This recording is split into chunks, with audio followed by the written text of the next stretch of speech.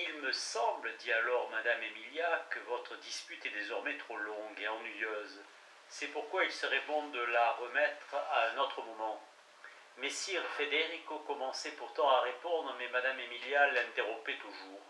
Enfin, le comte dit « Beaucoup veulent juger du style et parler des cadences et de l'imitation, mais ils ne savent pas m'expliquer ce qu'est le style et la cadence, en quoi consiste l'imitation, ni pourquoi les choses prises chez Homère ou chez quelque autre auteur se trouvent si bien chez Virgile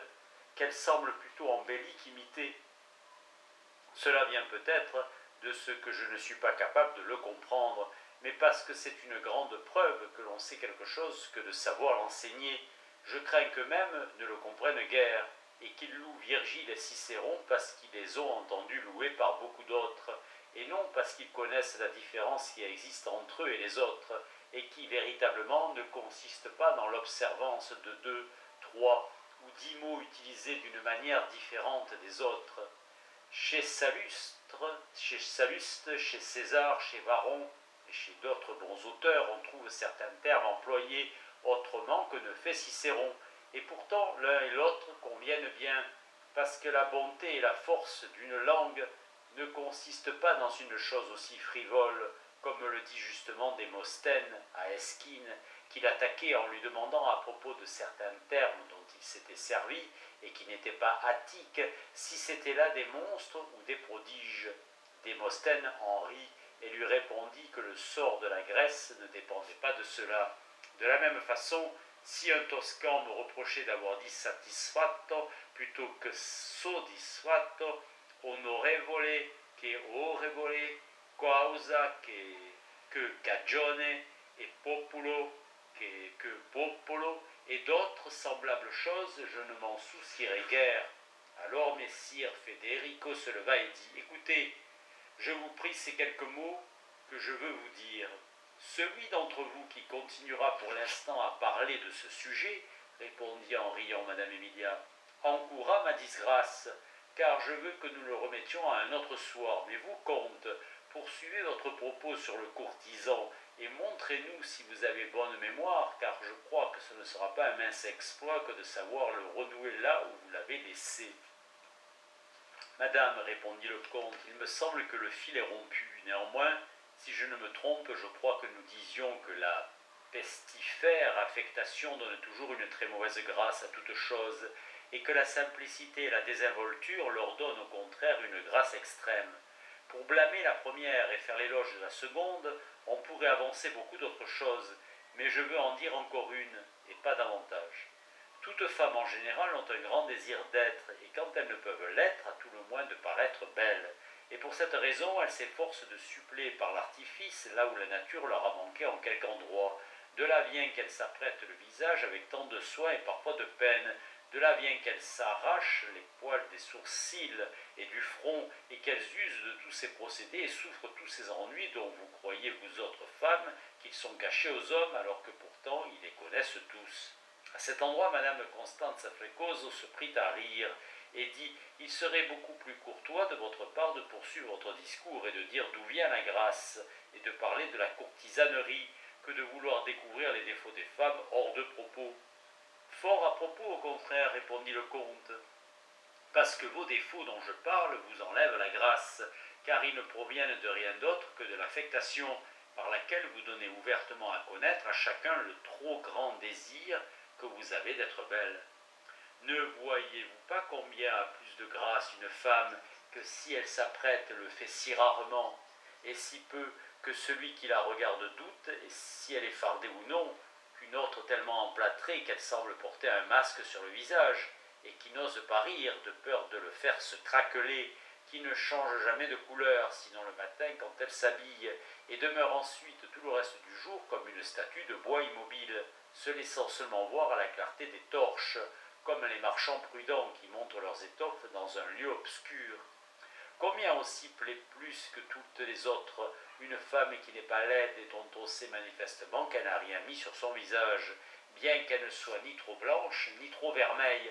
mais légèrement pâle de sa couleur naturelle et parfois peinte d'une honnête rougeur par la honte ou par quelque autre accident, avec des cheveux d'aventure non parés et mal agencés, et des gestes simples et naturels, sans montrer de recherche et de souci d'être belle. C'est cette pureté méprisée qui est si agréable aux yeux et aux esprits humains qui ont toujours peur d'être trompés par l'art. De belles dents plaisent fort chez une femme, car comme elles ne sont pas découvertes comme le visage, mais la plupart du temps cachées, on peut croire que l'on ne met pas autant de soin pour les rendre belles que l'on fait pour le visage. Qui rirait néanmoins hors de propos et seulement pour les montrer, découvrirait l'artifice et bien qu'il les eût belles, ne laisserait pas de paraître à tous entièrement dépourvus de grâce, comme Ignatius de Catulle. On peut en dire autant des mains qui, quand elles sont belles et délicates et qu'elles sont montrées nues au moment où il convient de s'en servir, et non pour faire voir leur beauté, sont l'objet d'un grand désir, surtout quand elles sont revêtues de gants, parce qu'il semble que celui qui les couvre, à nouveau, ne s'en soucie point et n'attache guère d'importance à ce qu'on les voit ou non, mais on les a ainsi belles par nature plutôt que par des soins et des efforts. N'avez-vous pas remarqué parfois que dans la rue, quand elle va à l'église ou ailleurs, quand elle joue, ou pour une autre cause, il arrive qu'une femme soulève sa robe si haut que sans y penser elle montre le pied et souvent un peu de la jambe. Ne vous semble-t-il pas qu'elle a une grâce extrême si on la voit ainsi avec une certaine disposition féminine élégante et recherchée dans ses escarpins de velours et ses bas bien propres? Certainement cela me plaît beaucoup et je crois à vous tous aussi parce que chacun estime que la recherche dans une partie aussi cachée qu'on ne voit guère souvent est propre et naturelle à cette femme, plutôt que forcée et qu'elle ne pense point à acquérir de la louange. De cette manière, on évite et on cache l'affectation dont vous pouvez maintenant comprendre combien elle est contraire et enlève la grâce à toutes les opérations tant du corps que de l'esprit, duquel nous n'avons pas encore beaucoup parlé et qu'il ne faut pourtant pas oublier, car de même que l'esprit a beaucoup plus de dignité que le corps, de même, il mérite aussi d'être mieux cultivé et orné.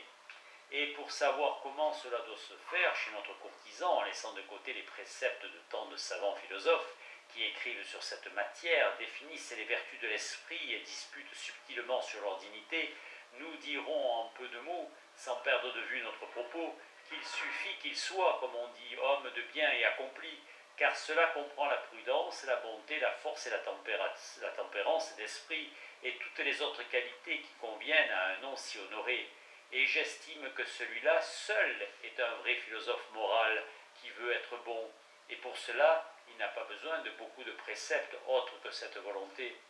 C'est pourquoi Socrate parlait bien quand il disait qu'il lui semblait que ses enseignements avaient déjà été très profitables, quand, grâce à eux, quelqu'un était incité à vouloir connaître et apprendre la vertu. Car ceux qui sont parvenus au point où ils ne désirent rien de plus que d'être bons, acquièrent facilement la science de tout ce qui est nécessaire à cela, ce pourquoi nous n'en parlerons plus avant. Nous n'en parlerons pas plus avant. Mais outre la bonté, je pense que le vrai et principal ornement de l'esprit de chacun, ce sont les lettres, bien que les Français connaissent seulement la noblesse des armes et ne fassent aucun cas du reste, de manière que non seulement ils n'apprécient pas les lettres, mais même ils les abhorrent et tiennent tous les lettrés pour les plus vils des hommes, et il leur semble qu'il faut une grande injure à quelqu'un quand il appelle clerc. Alors Julien le Magnifique répondit: vous dites vrai, cette erreur règne depuis longtemps chez les Français, mais si la bonne fortune permet que Monseigneur d'Angoulême, ainsi qu'on l'espère, succède à la couronne, j'estime que de même que la gloire des armes fleurit et resplendit en France, de même celle des lettres devra y fleurir pareillement avec un éclat incomparable, car il n'y a pas longtemps que, me trouvant à la cour, je vis ce seigneur qui me sembla, outre l'harmonie de son corps et la beauté de son visage, avoir dans son aspect une telle grandeur, conjointe néanmoins avec une certaine humanité gracieuse, que le royaume de France devait toujours lui paraître peu de choses. J'entendis parler beaucoup ensuite par de nombreux gentilshommes français et italiens de ses très nobles façons, de la grandeur de son courage, de sa valeur et de sa libéralité. Et entre autres choses, il me fut dit qu'il aimait et appréciait au plus haut point les lettres, qu'il avait en grande estime tous les lettrés et qu'il blâmait les Français eux-mêmes d'être si éloignés de cette profession, vu surtout qu'ils avaient dans leur pays une aussi noble université que celle de Paris, où le monde accourt de toutes parts. C'est grande merveille, dit alors le comte, que dans un âge aussi tendre, poussé seulement par un instinct naturel, contre la coutume de son pays, il est pris de lui-même un si bon chemin. Et puisque les sujets suivent toujours les mœurs de leurs supérieurs, peut-être, comme vous dites, les Français accorderont-ils aussi aux lettres la dignité qu'elles méritent.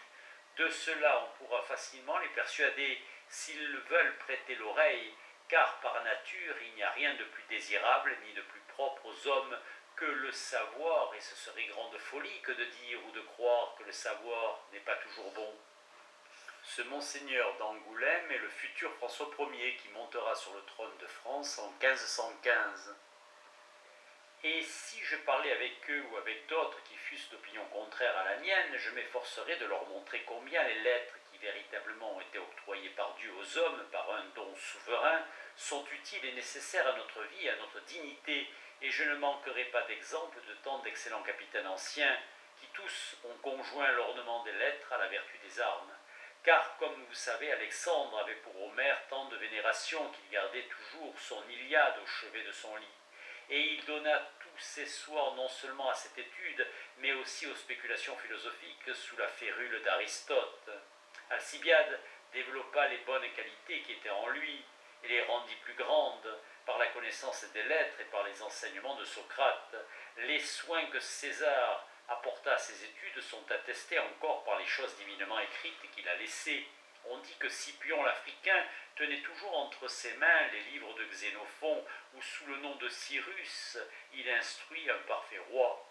Je ne pourrais vous parler de Lucullus, Sylla, Pompée, Brutus et bien d'autres Romains et Grecs, mais je rappellerai seulement qu'Hannibal, un si grand capitaine, mais qui était par nature féroce et éloigné de toute humanité, déloyal et méprisant les hommes et les dieux, eut néanmoins des notions des lettres et la connaissance de la langue grecque. Et si je ne me trompe pas, il me semble avoir lu qu'il a laissé un livre composé par lui en grec. Mais c'est chose superflue que de vous dire cela, car je sais bien que vous comprenez tous à quel point se trompent les Français quand ils pensent que les lettres nuisent aux armes.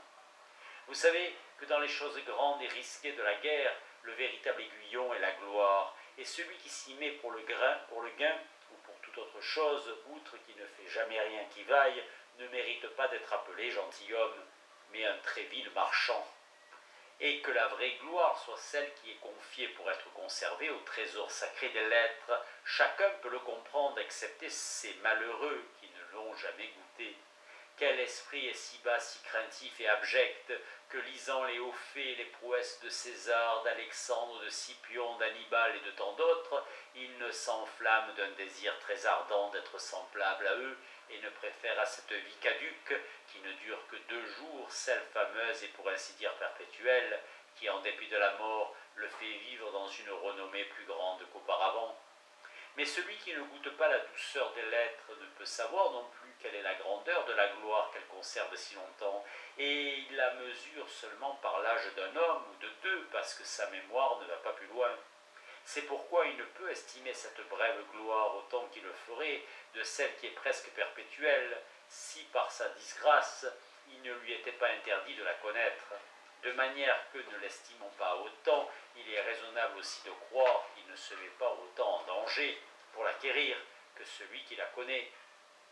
Or, je ne voudrais pas que quelque adversaire mis en avant les effets contraires pour réfuter mon opinion, en m'alléguant que les Italiens, avec leur connaissance des lettres, ont montré peu de valeur dans les armes depuis quelque temps, ce qui n'est que trop vrai, mais on pourrait certainement dire que la faute de quelques-uns, outre le grave dommage, a occasionné à tous les autres un blâme perpétuel, et que la vraie cause de nos ruines et de ce que la vertu est abattue, sinon morte, en nos cœurs, provient de cela, mais il serait beaucoup plus honteux à nous de la publier qu'aux Français de ne pas connaître les lettres. C'est pourquoi il vaut mieux passer sous silence ce dont on ne peut se souvenir sans douleur, et abandonnant ce propos dans lequel je suis entré, contre ma volonté, retourner à notre courtisan.